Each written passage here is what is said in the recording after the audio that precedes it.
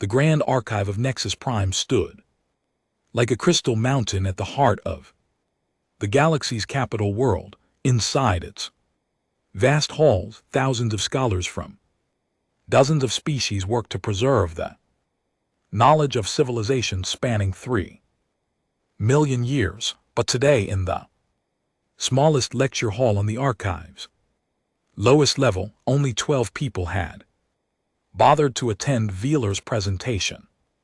The Kashari historian stood at the podium, his forearms gesturing at the holographic display floating above the stage. His gray skin had deepened with age, and his triple-jointed fingers trembled slightly as he manipulated the images. He had spent 30 years of his life on this research, and these 12 bored faces were all he had to show for it.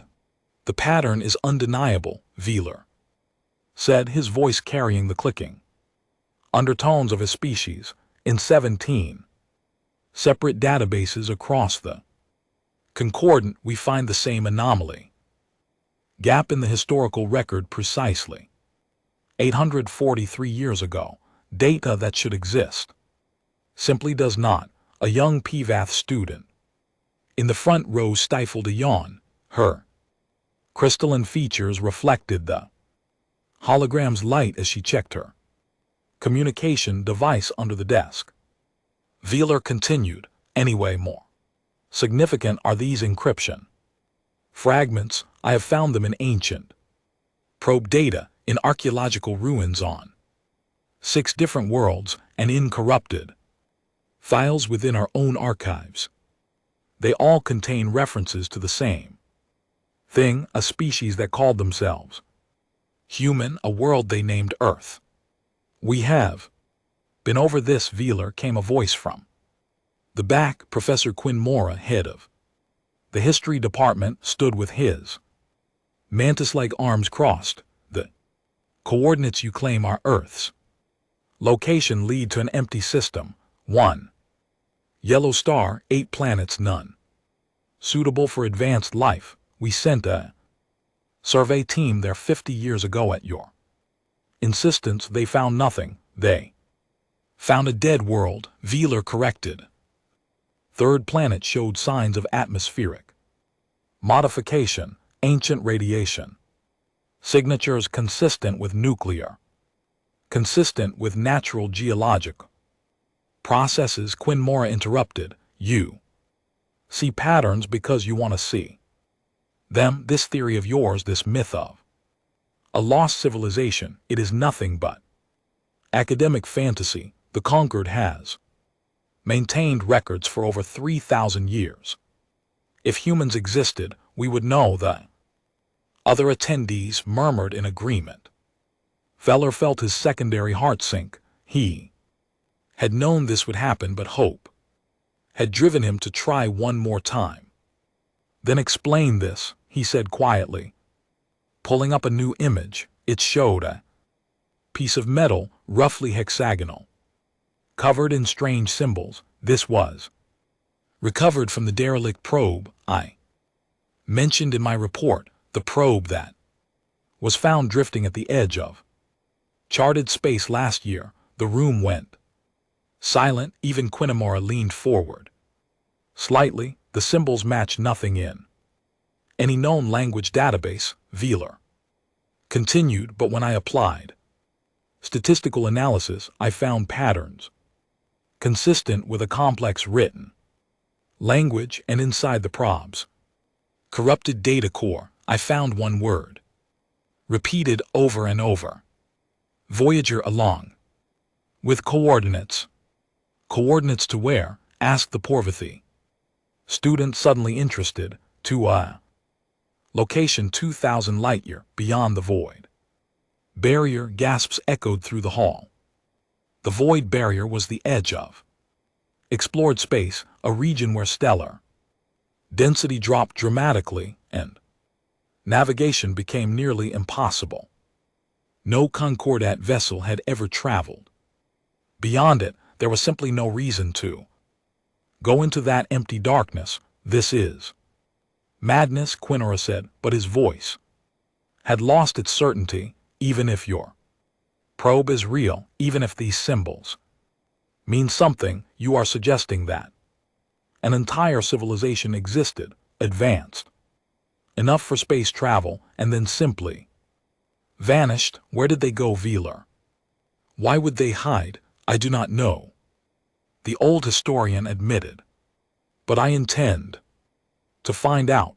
The presentation ended in awkward silence as the handful of attendees filed out. Most avoided Meeting's eyes. Only one figure approached him as he gathered his materials. Commander Zapira of the Kree species stood nearly 7 feet tall, her feathered body covered in ceremonial military armor. Her raptor-like eyes studied the hologram that still floated above the stage. I found your presentation compelling, she said, her beak clicking thoughtfully. I am no historian, but I am a military officer, and I recognize a cover-up when I see one. Feller looked up at her in surprise.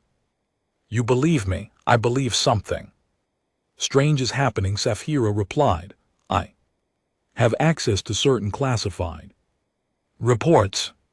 In the past 6 months, our deep space monitoring stations have detected anomalies at the void barrier, energy readings that match nothing in our databases. My superiors dismissed them as sensor errors. She fixed him with an intense stare. But what if they were wrong? Before Velar could respond, an alarm began to wail throughout the archive. Red lights flashed in the corridor outside. People began running, and urgent voices crackled over communication channels. Zafira's hand went to her earpiece. She listened for a moment and her feathers stood on end. I have to go. The emergency out of fleet command. What is happening? Feller asked. The commander looked back at him from the doorway. Station 7 Gamma at the void barrier just sent a priority alert. Something is coming through. Feller felt his blood run cold. Coming through from where? From beyond the barrier, from the void itself. Saphira's voice dropped to barely a whisper. They are detecting hundreds of ships, maybe thousands, military formation, and they are not responding to any hails. She disappeared into the corridor at a run, leaving Velar alone with his holograms and his racing thoughts. The old historian looked down at the metal fragment displayed on his podium, at the strange symbols that he had studied for so long. His fingers traced the largest marking, a symbol that looked like a circle with lines radiating from it, a sun perhaps, or a star or Earth. He grabbed his data pad and pulled up the files from the ancient probe. Buried in the corrupted data was an image he had seen 100 times before. It showed a small blue world suspended in black space, continents visible through swirling white clouds, beautiful and fragile and utterly impossible. But if ships were coming from beyond the void, from the exact coordinates that probe had carried, then perhaps the impossible was about to become very real. Velar looked up at the ceiling as if he could see through it to the stars beyond. Somewhere out there at the edge of everything, they knew something was happening, something that would prove he had been right all along. The humans were coming home. Around him, the archive descended into chaos as news of the fleet spread.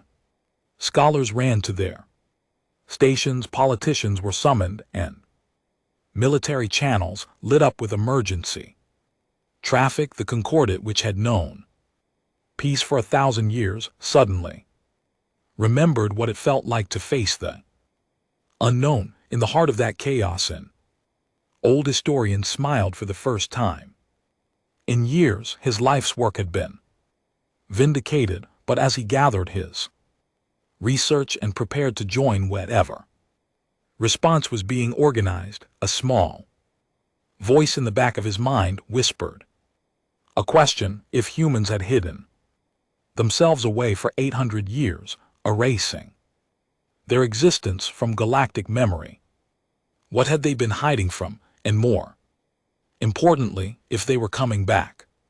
Now, what did that mean was following behind them? The answers would come soon enough.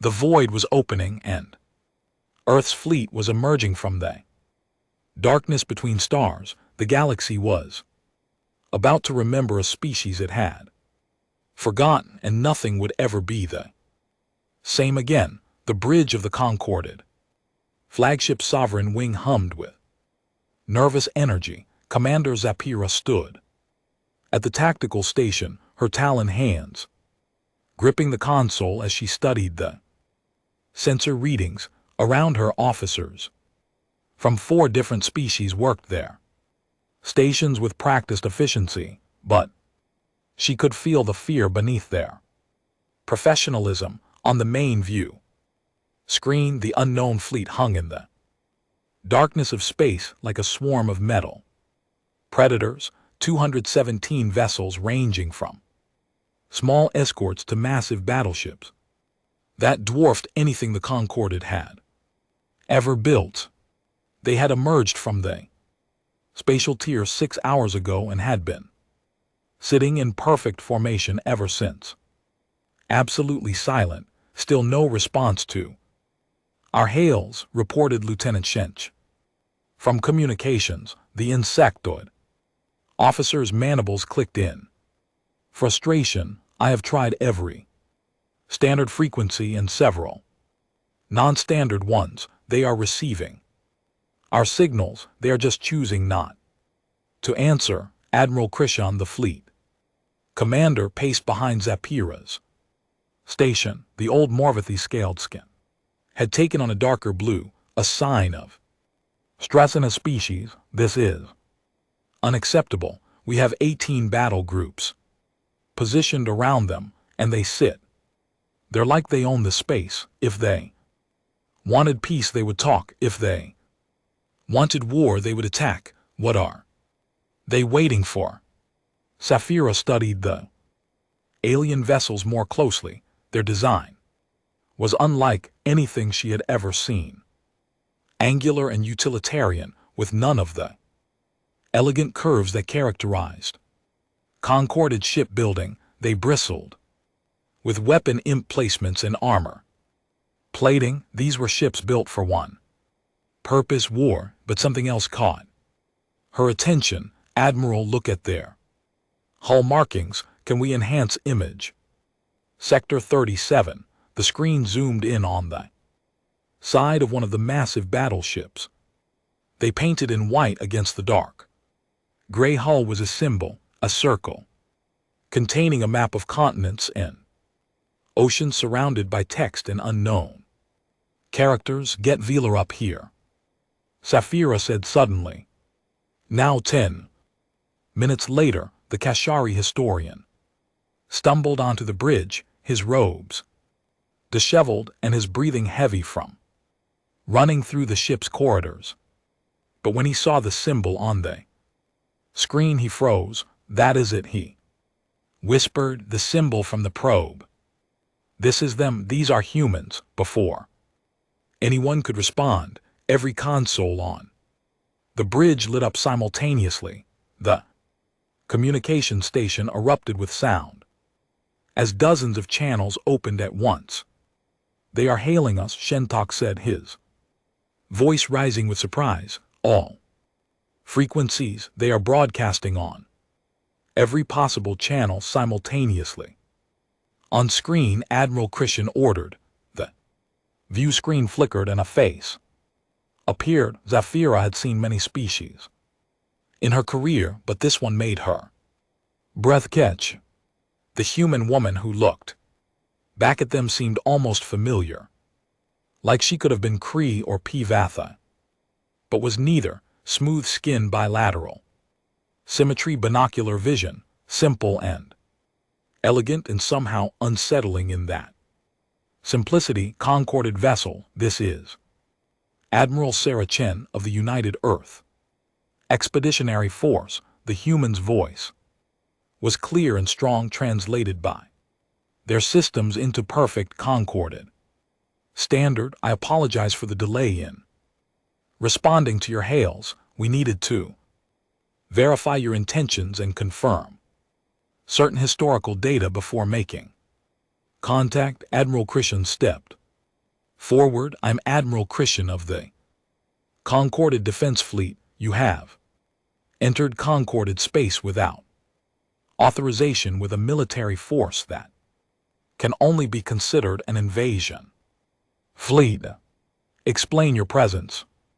Immediately, Admiral Chen's expression did not change. We are not invading, Admiral. We are coming home. This galaxy belongs to Earth as much as it belongs to the Concorded, more actually, since we were here first. The bridge went silent.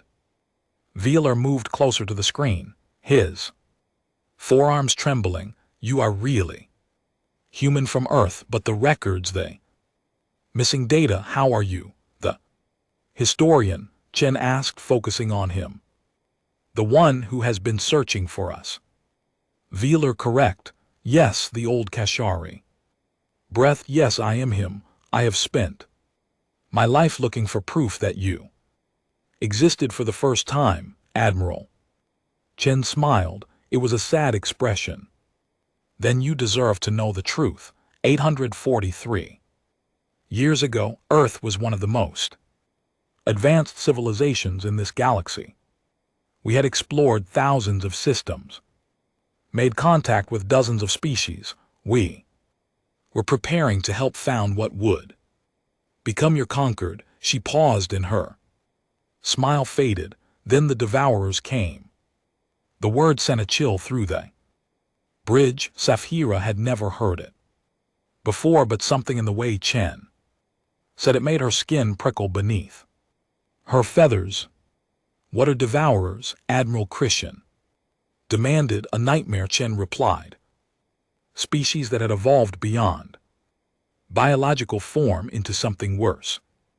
They consumed entire civilizations, breaking them down into raw matter and energy to fuel their expansion. They had already destroyed 17 space-faring races before they reached human space. Veeler's secondary hearts were racing. The empty systems in the outer reaches, the dead worlds with no explanation for their extinction. That was them, yes, and they nearly got us too. Chen's face hardened. The war lasted 70 years. We threw everything we had at them, every weapon, every ship, every soldier. We won, but barely. Earth itself was nearly destroyed. Our colonies were ash. Our population was reduced to less than a billion. She looked directly at Admiral Khan. So we made a choice. We erased ourselves from galactic memory. We hid behind an artificial spatial barrier that made our space impossible to navigate. We took every record, every piece of evidence that humans had ever existed, and we encrypted it or destroyed it. We wanted the devourers to think we were extinct, just in case any of them had survived. And you stayed hidden for 8 centuries, Zapira asked. Why come back now, Admiral? Chen's expression became grim. Because the barrier is failing. Our technology can only hold it for another few years.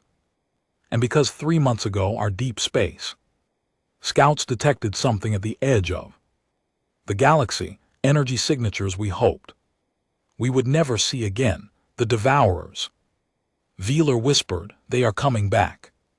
Maybe they were always out there in the dark between galaxies, waiting and growing. We do not know, but they are heading toward concorded space, and they will arrive within the year. Chen leaned forward. You need us. You need our weapons, our experience, our knowledge. And we need you. We need your numbers, your resources, your worlds. Alone, neither of us can stand against them. Together we might have a chance. Admiral Khan's scales had gone pale. You expect us to believe this, to trust you.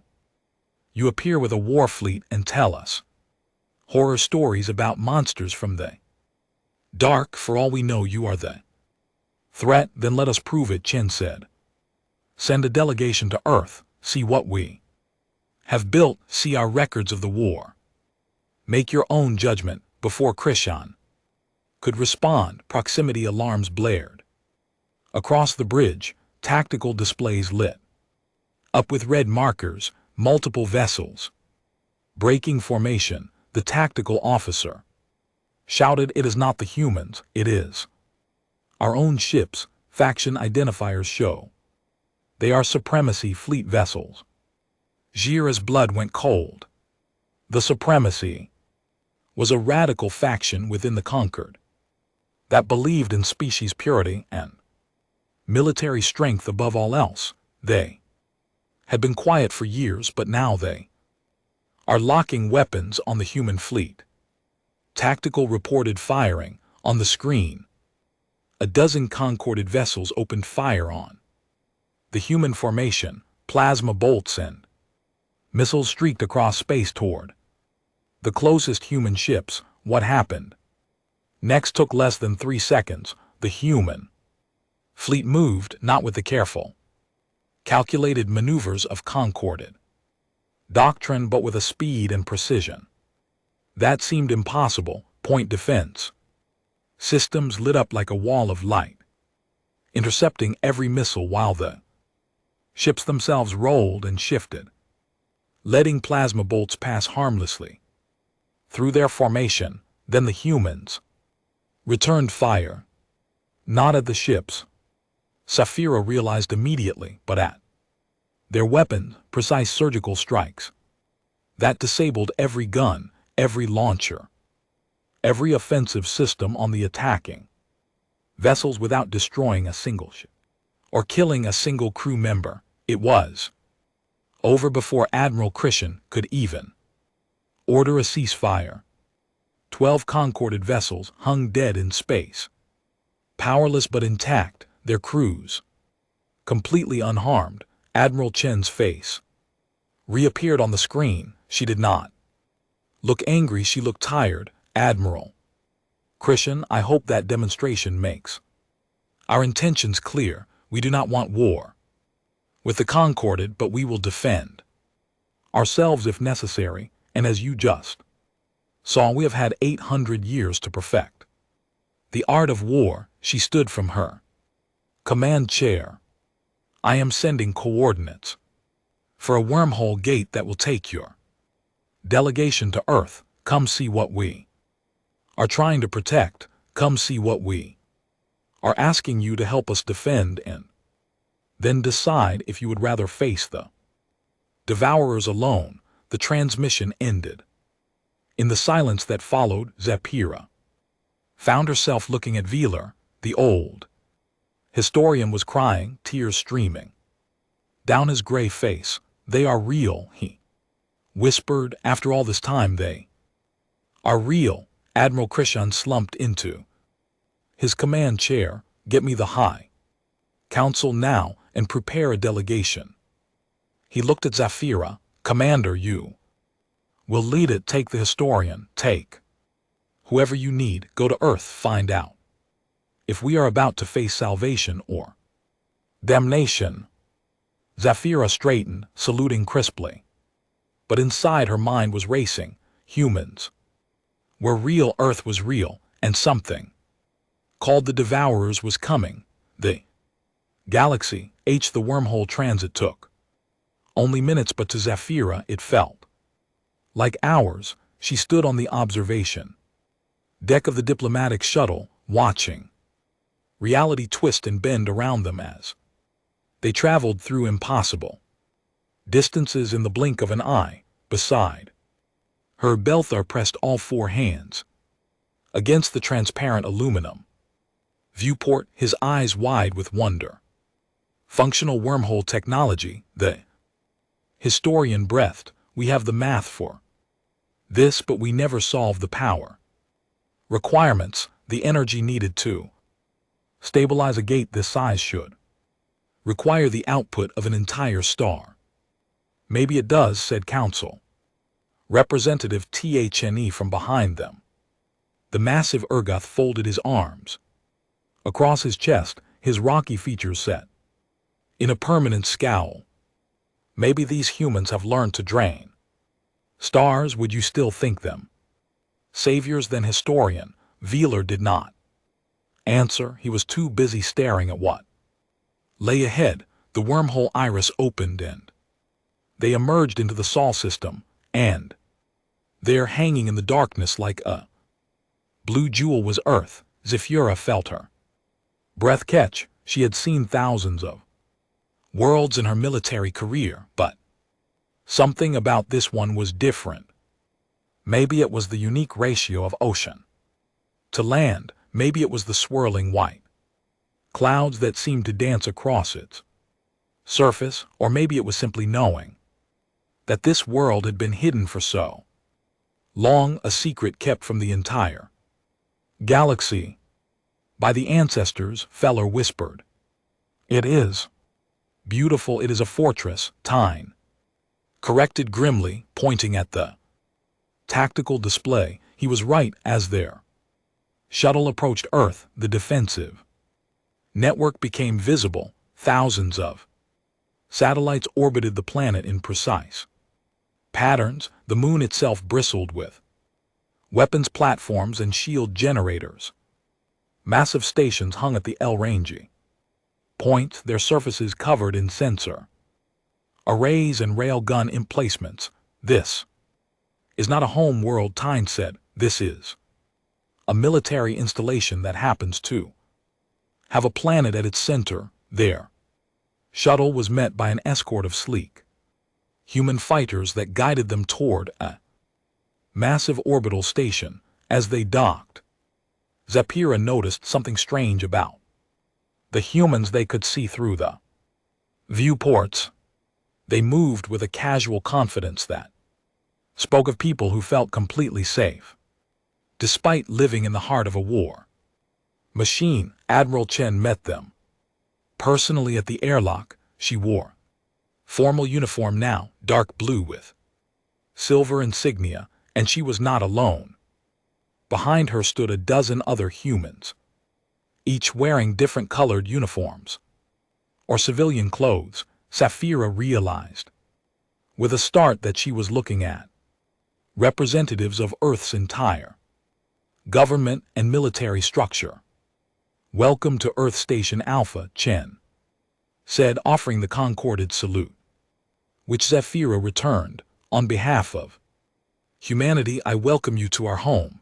I know you have questions. I promise you we'll have answers. They were taken to a conference room that overlooked Earth itself. The planet slowly rotated beneath them, and Zephyra found herself unable to look away from it. The cities visible on the night side glowed with light, constellations of human habitation spreading across the continents. 800 years ago, this world was dying. Admiral Chen began without preamble. She gestured, and holographic displays filled the air around them. The Devourer War devastated us. Our population fell from 15 billion to less than 1. Our cities were ruins. Our atmosphere was poisoned by every metric that matters. We were extinct. The holograms showed scenes of destruction that made even Tyne flinch. Cities reduced to slag, oceans boiling, the sky itself seeming to burn. But humans are stubborn, Chen continued with a slight smile. We rebuilt. It took 2 centuries just to make Earth habitable again.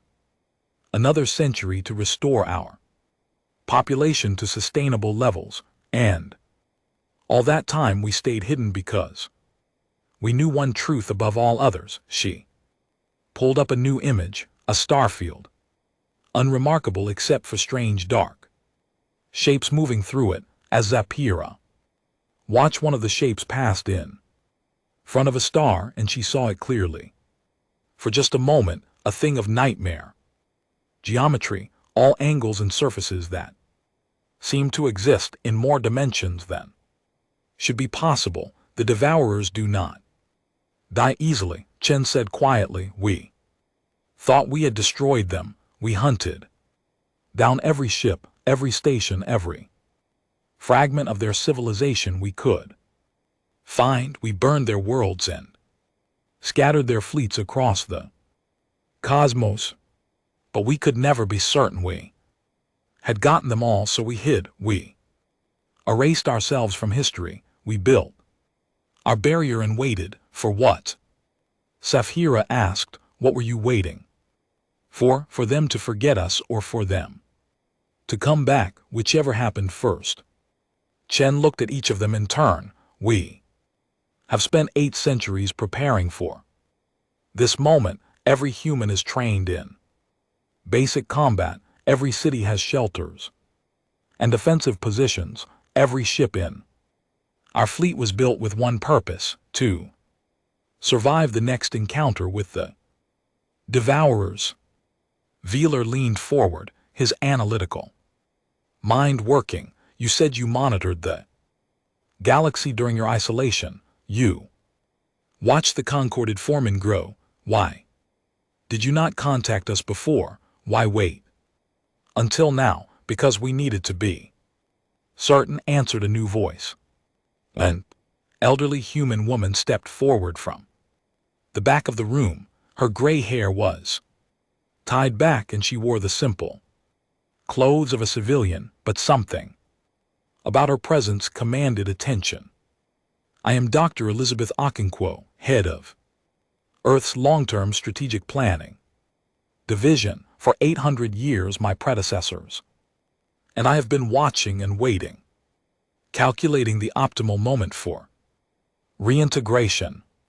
She pulled up a complex mathematical model. The concordant needed to be strong enough to be useful in the coming war, but not so strong that they would see us as a threat to be eliminated. Devourers needed to be far enough away that we had time to build trust, but close enough that the threat was real.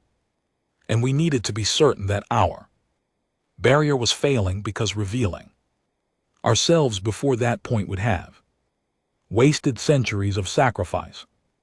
You gambled with the entire galaxy, Tyne said angrily. You hid while civilizations rose and fell, while we struggled to build peace. You could have helped us. You could have shared your technology decades ago. And if we had, Dr. Okonkwo challenged, what would you have done with weapons that could destroy stars, with AI systems that could hack any computer, with genetic modifications that could rebuild entire species? The concordant is young. Representative Tyne, young and idealistic and beautiful in that idealism, but we remember what happens when species get too much power too quickly.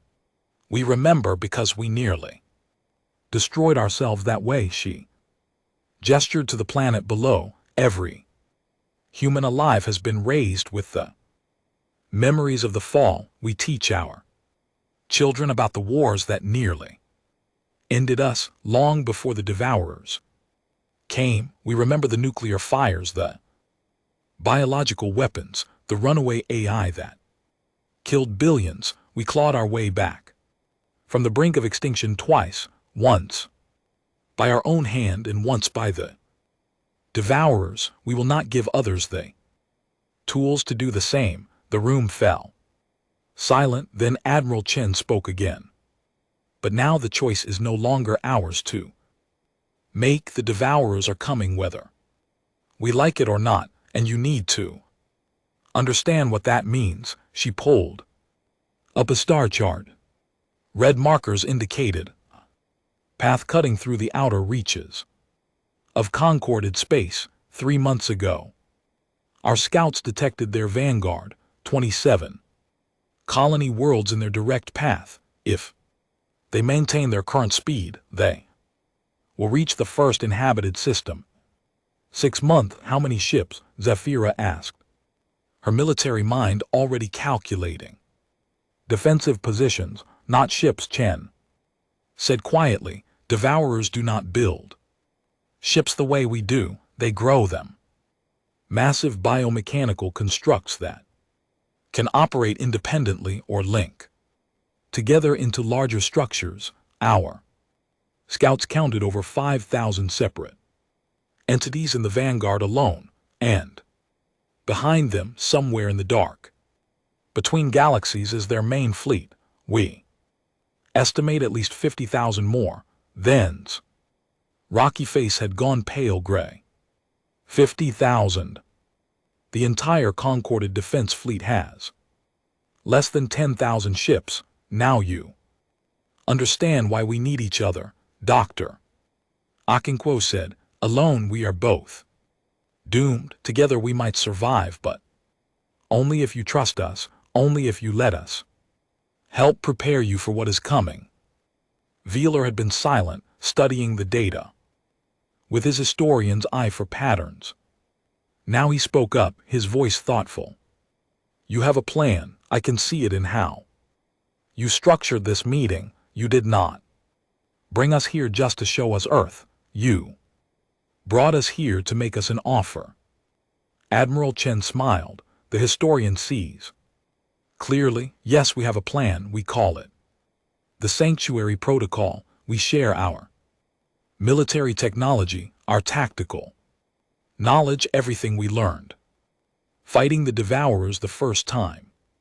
We help you transform the Concorded defense fleet into something that can actually stand against them. In exchange for what time demanded, in exchange for alliance, for trust, for the promise that when this is over, if we survive, Earth will be welcomed back into galactic civilization as equals, not as conquerors or refugees. Chen looked at each of them. We do not want to rule. We do not want your worlds or your resources. We just want our place in the galaxy restored. We want to stop hiding before anyone could respond. Alarms began to wail throughout the station. A young human officer burst into the conference room, his face pale. Admiral, we are getting the war room on. Nexus Prime had never been so crowded. Representatives from all 7 major Concorded species stood shoulder to shoulder with human military advisors studying holographic displays that showed a galaxy under siege. 3 colony worlds had fallen in as many weeks. The death toll was already in the millions. Commander Zapira stood at the central tactical table, her feathers ruffled from stress and lack of sleep. Around her, the combined command staff argued in a dozen different languages, their translators struggling to keep up with the heated discussions. We cannot simply abandon the outer reaches, insisted General Vakmer, his Urgoth voice like grinding stone. Those are our people out. They're our worlds, and they will die if we try to defend everywhere at once, countered Captain James Wu, one of Admiral Chen's senior tactical officers. The humans' patience was wearing thin. After 2 hours of debate, the Devourers want to spread thin. They want us to waste our forces defending targets we cannot hold. We need to establish a defensive line and evacuate everyone behind it. Evacuate 40 colonies. Vakmer's rocky fist slammed down on the table. Do you have any idea how many ships that would require? How much time? 3 weeks if we start now, Wu replied calmly. 3 months if we wait. 3 years if we are all dead because we tried to fight on their terms instead of ours. Zafira raised her hand, cutting through The argument, enough Captain Wu, is correct. We establish the defensive line. At the Kessler Junction, everything beyond that point gets evacuated. General Vacmer, coordinate with the transport guilds. I want every civilian ship we can spare running evacuation routes within the hour. She turned to a holographic display showing fleet positions, and we need to address the other problem, the attacks. A heavy silence fell over the room. In the past week, there had been 7 incidents. Human supply convoys sabotaged, mixed species training exercises disrupted by violence. Yesterday, someone had tried to bomb a human advisor quarters on a Concorded station. The Supremacy faction is behind it, said Commander Seth, head of Concorded Intelligence. Her insectoid features twisted with anger. We have confirmed at least 17 cells operating across our territory. They see humans as invaders and the Alliance as a betrayal. Then we root them out, Zafira said firmly. We do not have time for this foolishness. Every hour we waste fighting each other is an hour the Devourers used to grow stronger. A human intelligence officer stepped forward. Commander, we may be able to help with that. We have certain technologies, surveillance systems that could know. Zafira cut him off. She saw the humans' surprise and softened her tone. I appreciate the offer, Lieutenant, but this is a concorded problem. We must solve it ourselves, or we prove the supremacy right. We prove that we need humans to save us from our own people. The human nodded slowly, understanding. Understood, Commander. Across the room, Veeler worked at a separate console with a team of human historians and scientists. The old Kashari had barely slept since Harper's Reach fell, spending every waking hour analyzing Devourer attack patterns and searching ancient records for anything that might help. I have something, he called out. Suddenly, every head in the room turned toward him. He pulled up a 3-dimensional model of a Devourer vessel. Look at this structure, the way it moves, the way it processes matter. I have been comparing it to ancient data from Earth's war. The Devourers we are facing now are different, larger, more efficient. They have evolved. Admiral Chen, who had been observing from the back of the room, stepped forward. Her face was grim. We noticed that too.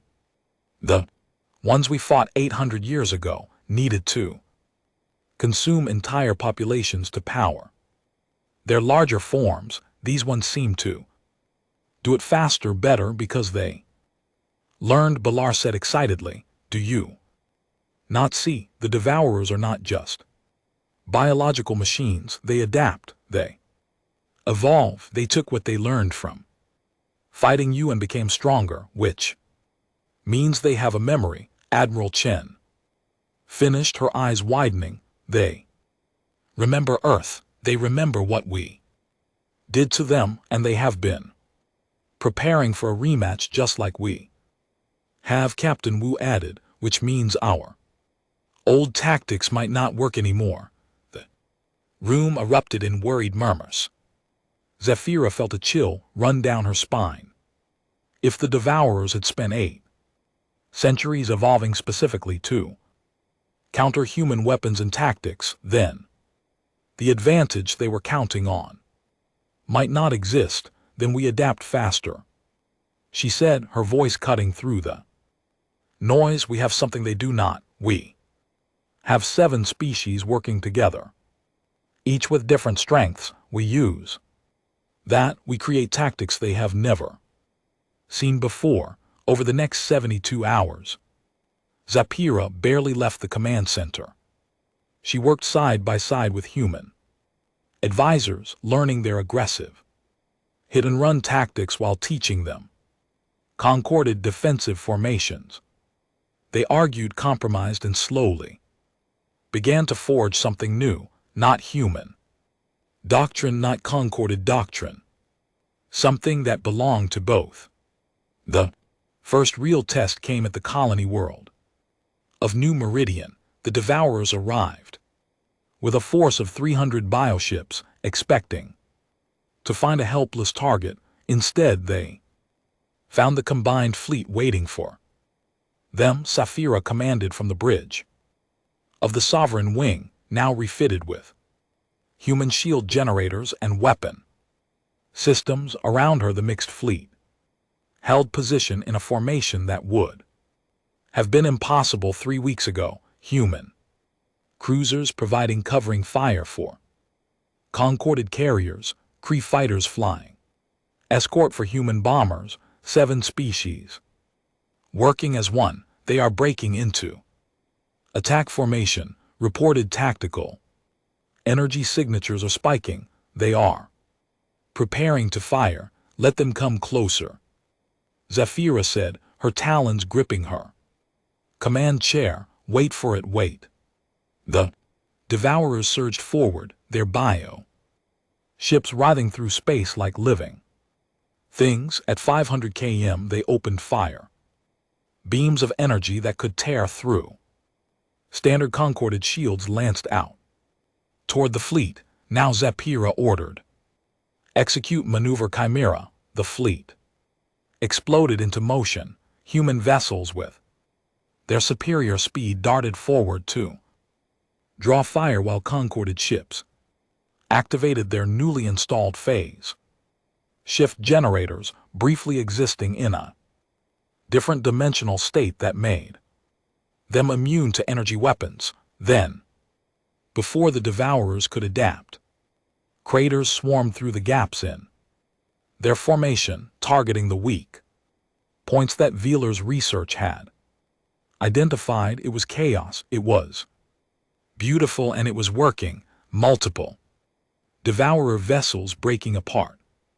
Tactical reported their formation is collapsing, but Zephyra had learned from human tactical doctrine: never celebrate too early, press the advantage. All ships firing pattern Delta, target their command vessels. The battle raged for 3 hours. When it was over, 273 Devourer ships had been destroyed or driven off.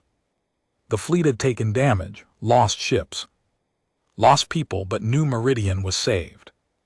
In the aftermath, as damage reports came in, Zephyra found herself standing in the observation deck next to Captain Wu. The human was bandaging a cut on his arm sustained when a console exploded.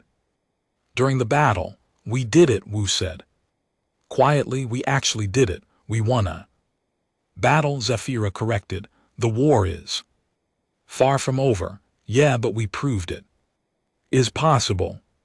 We proved that working together we can hurt them. He looked at her with something like respect. You are good commander, Zira, better than I expected, honestly, because I am not human, she asked with a slight smile. Because you listen, Wu replied. You take advice from people who know things you do not, but you do not let them make your decisions for you. That is rare. Their moment of peace was interrupted by an urgent communication. Admiral Chen's face appeared on the display, and she looked shaken. We have a problem. The Supremacy faction just made their move. They have taken over 3 military stations in the core sectors, and they are demanding that all human forces leave concorded space immediately, or they start destroying civilian targets. Zephyra felt her blood run cold. How many people do they have hostage? Preliminary reports say over 200,000. Mostly families of military personnel. Chen's voice was tight with controlled fury. They are threatening to start executing them in 12 hours if we do not withdraw. This is exactly what the Devourers want, Veeler said, appearing behind Zephyra, divide us, make us fight. Each other, we cannot let them succeed.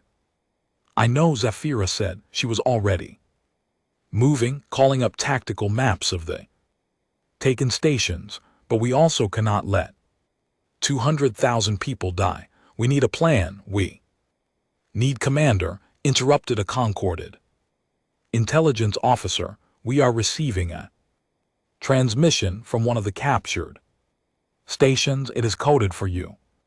Personally, eyes only, Zephyra moved to a private console and accessed the message. The face that appeared made her heart skip a beat. It was Kriya, her youngest sister. Zahira, Kriya whispered, glancing over her shoulder nervously. I do not have much time. I am on station Delta 7. Supremacy has us locked down, but they did not check everyone carefully. Some of us still have access to secondary systems. Her eyes were bright with fear, but also determination. I can get you into the station's defensive grid, temporarily disable their weapons, but you have to move fast and you have to coordinate with the other stations at the same time. The message ended with a data packet. Zephyra stared at it for a long moment, then looked up at the others. I have a way in, but it is Dan. The Sanctuary Nebula was beautiful in a deadly way. Vast clouds of stellar gas glowed in shades of purple and blue, illuminated by the young stars being born within. It was also the perfect battlefield. The dense gas would interfere with sensors and communications, creating chaos that could favor the smaller, more coordinated force. That was the theory. At least, as Zephyra looked at the tactical display showing the Devourer main fleet approaching, theory felt very distant from reality. Confirmed count is 53,000 individual entities, reported the tactical officer, his voice struggling to stay steady. They are maintaining formation at the edge of the nebula, waiting for something. They are waiting for us to run, Admiral Chen said from her command station on the flagship United Earth. Her image was broadcast to every ship in the combined fleet. They think we will see their numbers and break. They have seen it before from every species they have ever faced. Then let us disappoint them, replied Admiral Krishan from the Sovereign Wing. The old Morvathi scales had taken on a determined blue. All ships report ready. Status, whatever comes next, we face it together. Zephyra stood at her command station on a new vessel, the hybrid cruiser Harmony. It had been built in record time by human and concorded engineers working around the clock, incorporating the best technology from both civilizations. Around her, a crew of mixed species worked in perfect synchronization, the result of weeks of intensive training. Commander called Veeler from the science station. I am picking up something strange. There is a vessel at the center of the Devourer formation, much larger than the others. It is broadcasting on multiple frequencies. Can you decode it? Zephyra asked. I already have. The old historian said quietly. It is speaking in ancient Terran, the human language. From before the fall, it is calling for Admiral Chen specifically. A chill ran through the bridge. Chen's face appeared on every screen and she looked pale. Patch it through, all command personnel. Private channel. The voice that came through was not mechanical or organic. It was something between something wrong. It spoke in a language that Zephyra's translator rendered into concorded standard, but she could hear the original words underneath like an echo. Admiral Sarah Chen of Earth, we remember you. We remember your species. 800 of your years we have searched for. You, 800 years we have grown stronger. While you hid in your barrier like prey. In its burrow now you emerge, now you bring new meat for us to consume. How? Thoughtful, Chin's expression hardened. I am Admiral Chin, identify yourself, we are what you made us, the voice replied. And now there was something like satisfaction in it. Did you think you killed us all? Did you think your genocide was complete? You destroyed 97% of our collective, but 3% survived. 3% fled into the dark between galaxies too. Healed to grow, to evolve. The tactical display shifted, showing a massive bio ship at the heart of the Devourer fleet. It was easily 10 times larger than the biggest human battleship, a nightmare of organic and mechanical components fused together. We learned from you humans. We learned about fear, about rage, about the sweetness of revenge, and we have spent 8 centuries becoming something that can finally make you extinct. It has developed emotion, Veeler whispered. The Devourers evolved beyond their original programming. They became something new, something worse, Captain Wu added grimly. Admiral Chen stood from her command chair. If you have spent 800 years thinking about revenge, then you have wasted your evolution, because we have spent that time learning something better. We learned that we cannot win alone. That strength comes from unity, not isolation. She gestured, and the display showed the combined fleet. Thousands of ships from 7 species, arranged in a formation that was part human aggression, part concordant defense, and entirely something new. You want to make us extinct? Come try. But know that this time you do not face Earth alone, you face all of us. The Devourer voice laughed. It was a horrible sound. Then we will consume all of you together. How efficient. Channel cut off for 3 heartbeats. Nothing happened. Then the Devourer fleet surged forward like a living tidal wave. All ships engage. Admiral Chan ordered. Execute Operation Prometheus. The battle that followed would be remembered for 1,000 years. The combined fleet met the Devourer charge with a coordinated defense that had never been seen before in galactic history. Human railguns fired in sequence with concorded plasma cannons. Kree fighters wove through Devourer formations targeting weak points. Urgoth heavy cruisers provided mobile cover, but the Devourers had evolved. They adapted to tactics within minutes, shifting their bioships into new configurations that countered every strategy. For every Devourer destroyed, 2 more seemed to take its place. They are pushing us back, Tactical reported. We have lost the first defensive line. Casualties at 15% and rising. Fall back to the secondary positions. SciFi ordered. All wings, execute pattern. Omega 7, the fleet retreated deeper into the nebula, drawing the Devourers into the densest regions where sensors barely functioned. It was a dangerous gamble. In this chaos, friendly fire was as much a threat as the enemy. A massive explosion rocked the harmony. Hull breach on Deck 7, called damage control. Emergency bulkheads holding, but we have lost primary shields. Engineering, get those shields back online. Zephyra barked around her. The bridge crew worked with desperate efficiency. Human engineer and a Kashari technician worked side by side to root power their different approaches, complementing each other perfectly. On the main view screen, Zephyra watched as a concorded cruiser exploded under concentrated Devourer fire, hundreds of lives snuffed out in an instant, but even as it died, its fighter squadron continued fighting, protecting a damaged human carrier as it limped toward safety. "This is not working," Admiral Khan said over the command channel. His voice was heavy with grief. "We cannot hold them. There are too many. Then we use Prometheus."